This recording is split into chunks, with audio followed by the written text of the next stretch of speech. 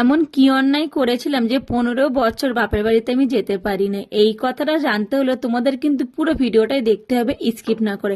Hello বন্ধুরা, আসসালামু আলাইকুম। কেমন আছো তোমরা? আশা করছি খুব ভালো আছে। তোমাদের ভালোবাসাতে, তোমাদের দেওয়াতে তোমাদের দিদি ভাইও খুব খুব ভালো আছে। তো এখানে দেখো, তখন বাজে সকাল 10টা নাগাদ। রুহিকে পুরো রেডি করে দিয়েছে। আমার সোনা মামাকে কেমন লাগছিল কিন্তু জানাবে। ও কিন্তু আমাদের সঙ্গে না, ওর মামার গাড়িতে যাবে।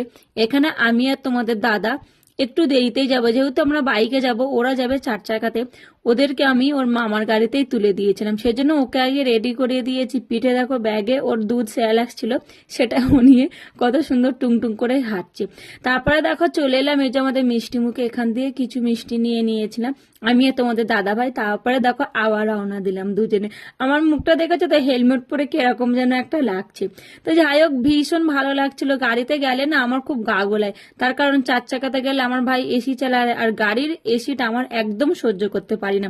সেজন্য প্রথম কথা অনেক লোক ছিলাম, দ্বিতীয় কথা হচ্ছে আমার খুব ভালো লাগে বাইকে করে কোনো একটা লং ড্রাইভ যেতে। সেজন্য আমি তোমাদের দাদাকে বলেছিলাম ট্রেনে না, আমরা বাইকে যাব। এতটাই খিদে পেয়ে গেছিল, সেই জন্য দেখো এখান থেকে কোল্ড ড্রিঙ্কস, জল আর আমার খুব পছন্দের একটা বিস্কিট নিয়েছিলাম, আর বোনদের জন্য নিয়ে নিয়েছিলাম কেক। সবাই মিলে খুব মজা করে খাবো বলে। আর পাশে দেখো, এটা একটা কত সুন্দর খাল ছিল। আমাদের গ্রামের দিকে এটা কিন্তু খাল বলে, আর কলকাতাতে কি বলে তেমন একটা আমার মনে নেই। তো যাই হোক, এখানে দেখো আমার তোমাদের দাদা একটু কেক একটু পানি খেয়ে নিয়েছিল, আমিও এখান দিয়ে আমার পছন্দের মতন এই যে একটা পটেটো বিস্কুট নিয়ে নিয়েছিলাম। তারপরে দেখো রাস্তার মধ্যে মেজো পাপার জন্য নিয়ে নিয়েছিল অনেকগুলো ফল। এই যে ভাই এখান দিয়ে ফল নিচ্ছিল। আমার ভাই আর আমার বোন খুব খুঁতখুঁতে, সেই জন্য ফলটা ওরাই নিল। ওরা খুব বেছে বেছে নেয়, আমি তেমন একটা চিনতে পারি না। এই যে দেখো ফাইনালি চলে এলাম, এটা ছিল আমার দাদুর বাড়ি। আমাদের মার মানে আমার মায়ের শ্বশুর বাড়ি, এটা আমার দাদুর বাড়ি। তো কিছু কিছু মানে কারণে, আসলে কি জানো তো, কিছু ফ্যামিলির কিছু কারণের সমস্যার জন্য আমাদের তেমন একটা সম্পর্ক ছিল না 15 বছর ধরে। কিছু যাই হোক, একটা ফ্যামিলির কিছু একটা কারণে একটু অসুবিধা ছিল বলে আমাদের মধ্যে কারো যাতায়াত ছিল না। তারপর আলহামদুলিল্লাহ এখন সবকিছু ঠিক হয়ে গেছে, আর সেটা ঠিক হয়েছে কিন্তু এসআইআর মাধ্যমে।